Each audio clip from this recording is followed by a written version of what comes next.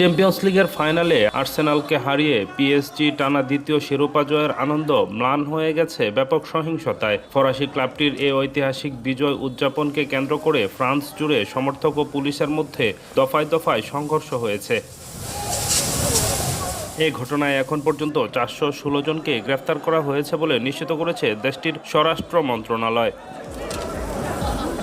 স্বরাষ্ট্র মন্ত্রণালয়ের তথ্য অনুযায়ী রোববার ভোর পর্যন্ত চলা এই সহিংসতায় সবচেয়ে বেশি গ্রেপ্তার হয়েছে রাজধানীর প্যারিসে, যার সংখ্যা 280 জন। পিএসজির জয়ের খবর আসার পরপরই প্যারিসের বিখ্যাত একটি সড়ক সহ বিভিন্ন এলাকায় হাজার হাজার সমর্থক উৎসবে মাতেন। তবে দ্রুতই সেই আনন্দ রূপ নেয় সহিংসতায়।